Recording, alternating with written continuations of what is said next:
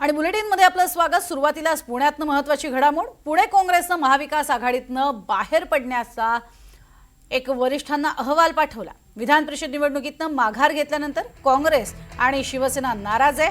काँग्रेस आणि ठाकरे गट महाविकास आघाडीमधनं बाहेर पडण्याच्या तयारीत आहे असं कळतंय।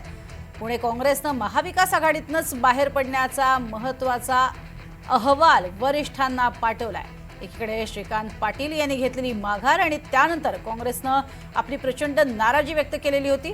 मात्र श्रीकांत पाटील यांना विचारलं असता मी माझ्या स्वतःच्या निर्णयानंच कोणत्याही दबावाशिवाय माघार घेतलेली आहे असं म्हटलं होतं आणि या सगळ्यावर मात्र चांगलीच नाराजी ही व्यक्त होतीये। याच मुद्द्यावरून पुणे काँग्रेसनं महाविकास आघाडीतनं बाहेर पडण्याचा एक महत्त्वाचा अहवाल वरिष्ठांना पाठवलाय।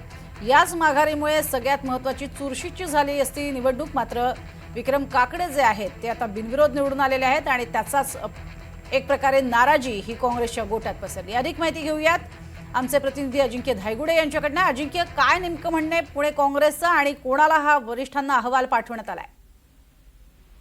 प्रज्ञा, जे काल पुणे विधान परिषदेच्या निवडणुकीच्या संदर्भात घडलेला आहे, एकतर राष्ट्रवादी शरदचंद्र पवार पक्षाकडून उमेदवार देण्यात आला। ज्यावेळी हा उमेदवार देण्यात आला त्यावेळी महाविकास आघाडीतील सर्व पक्षांना विश्वासात घेतलं होतं।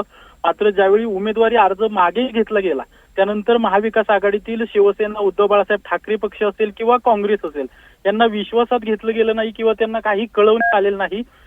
थेट उमेदवारी अर्ज माघार घेण्यात आले। आता त्यानंतर ही सगळी नाराजी आहे आणि शिवसेना, उद्धव बाळासाहेब ठाकरे पक्षाचे जे शहर प्रमुख आहेत संजय वसंत मोरे यांनी आपल्या वरिष्ठांना कळवलेलं आहे की महाविकास आघाडीचा कोणताही पुण्यात फायदा होत नाहीये, पक्षाचं याच्यामुळे नुकसान होते, त्यामुळे आपण महाविकास आघाडीतून बाहेर पडू। तर दुसऱ्या बाजूला जे काँग्रेसचे पुण्यातील वरिष्ठ नेते आहेत यांनी देखील एक अहवाल तयार केलेला आहे आणि या अहवालात सांगितलेलं आहे की महाविकास आघाडीत वारंवार आपल्याला दगाफटका होतोय, त्यामुळे हा अहवाल आता प्रदेशच्या वरिष्ठ नेत्यांकडे पुण्यातील नेत्यांनी पाठवलेला आहे आणि महाविकास आघाडीतून बाहेर पडू अशा प्रकारची भूमिका जी आहे ती आता पुण्यातील नेत्यांनी सध्या आपल्याला घेतल्याचं पाहायला मिळतोय। त्यामुळे विधान परिषदेच्या निवडणुकीत झालेल्या राजकीय ड्राम्यानंतर आता पुण्यात महाविकास आघाडी फुटते की काय असा एक प्रश्न आता निर्माण झालेला आहे। प्रज्ञा, नक्कीच तुर्तास धन्यवाद या संपूर्ण माहितीसाठी अजिंक्य। मात्र पुण्यामध्ये काँग्रेसमध्ये जी अर्थातच अस्वस्थता होती ती अशा पद्धतीनं समोर आलेली आहे आणि या